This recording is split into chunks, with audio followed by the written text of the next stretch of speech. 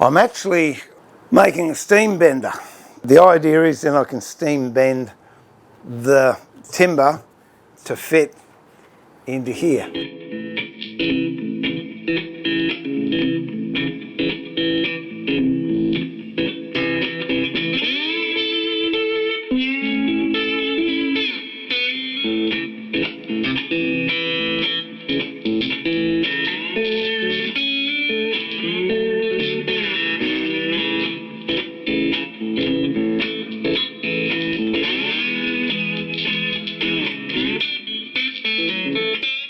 Okay, what I've got here is an old electric glue pot with an element in the inside. It's got 3 settings. It's got to be over 100 years old, and I don't use it anymore because I've got still old glue pots that are over 100 years old, but I actually put them on a modern heat sink. So I don't use this as a glue pot. What I want to do is convert it to the boiler for the steamer that I'm going to make. So first thing I have to do, square bit of timber. I want to cut a circle that is larger than the lid of this, and then cut a rebate which would be nearly the same size or a little bit under the size of the opening of that. So let's mount it on the lathe and away we go.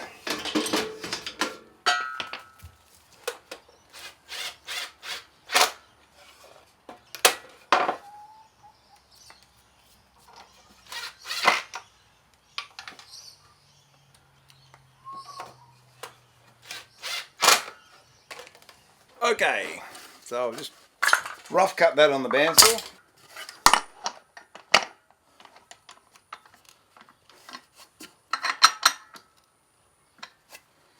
There we go.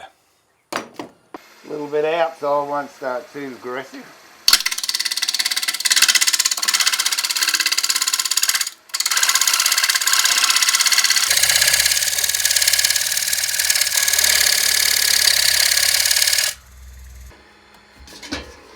Another 10 mil.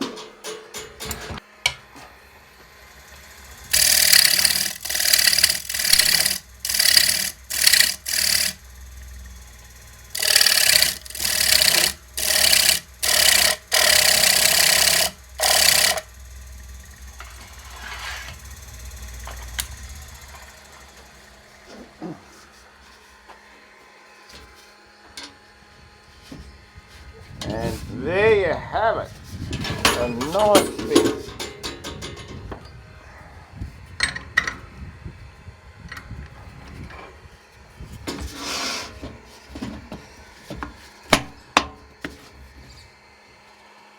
There you go, good fit.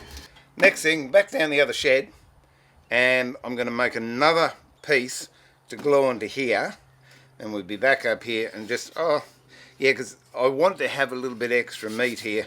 This is going to get very hot, so it's going to swell. So if I can put something, might even put a bit of plywood on there or something or other. But anyway, that's the main part of the turning done. Then what I've got to do is drill a hole in here to accept some 50mm pipe, and also another one over here. So I'm going to have one where the steam comes out, will go into the steaming box, and I want another portal here that I can actually add water to if I need to. So there you go.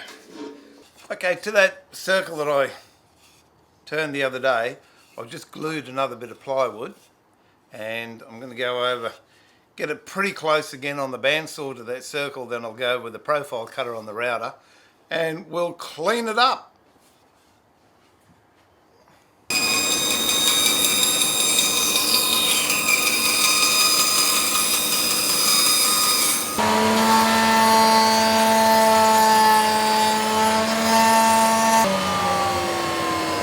That's it.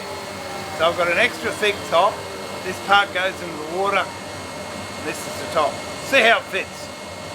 So the next thing I've got to do is drill a hole in the centre, and I've got these PVC adapters.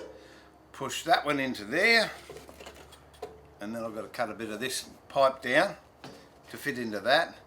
And I might actually have that off-centered a little bit to there, because I want another hole that I'm going to drill here that I'll turn the plug for that I can top the water up if I need to, if I'm doing a particularly long steam bend.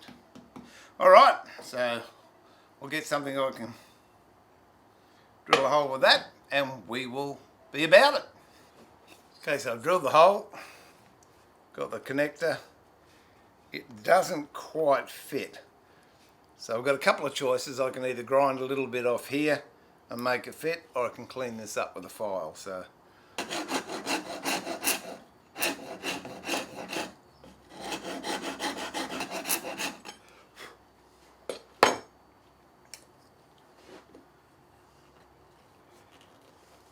no, I think that is going to do it. Pretty good fit. It's in there for good. This really is a bit of an overkill, but I initially made this to be a pressure pot for pressurising something to impregnate timber with.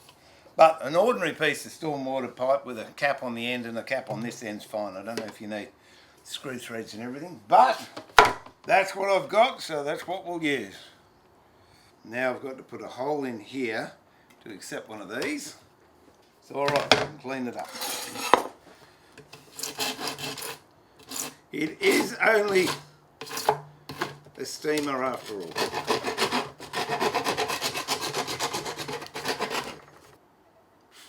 Oh, acetone stinks. Narrow up in there. I might just give it a bit more of a coat around the outside. If this leaks, that's no biggie either. I'll just put some high temperature elastic around it, and it should be okay because it won't exceed 100 degrees Celsius, because that's the temperature of boiling water, obviously. So we'll just put that to one side to set, and then all we've got to do is cut this to size, make a little cradle for this to sit in, and then maybe work out some racking on the inside, and it will be good to go.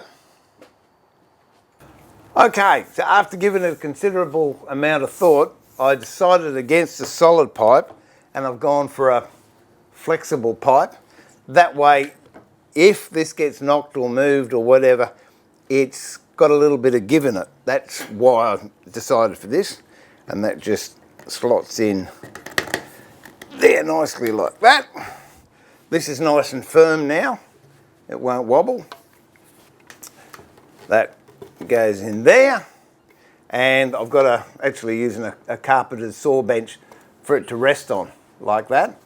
The other thing I've done is made a little rack for the inside, because if I put timber straight in there, it's just going to sit on the bottom, whereas I want the moisture to get all the way around. And what I came up with was this little setup here, just a bit of timber with some dowels in it, and that just goes in there like that. So you've got the vent coming straight up, and then this is going to get moisture all the way around it. And this, of course, screws on the end, holds it all nice and airtight.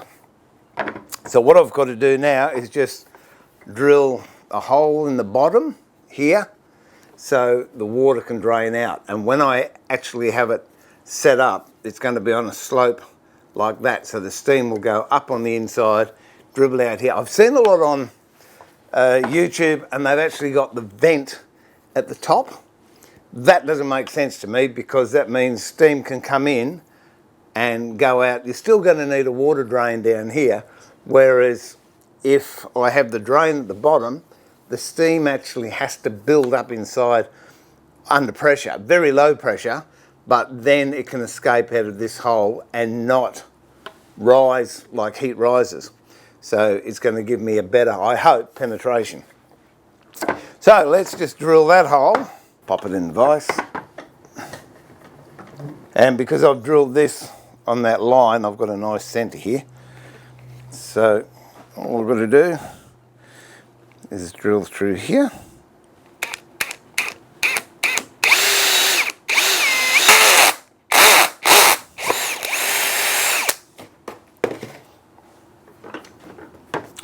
So steam goes in this hole, water drains out this hole. And that is the steam bender completely finished.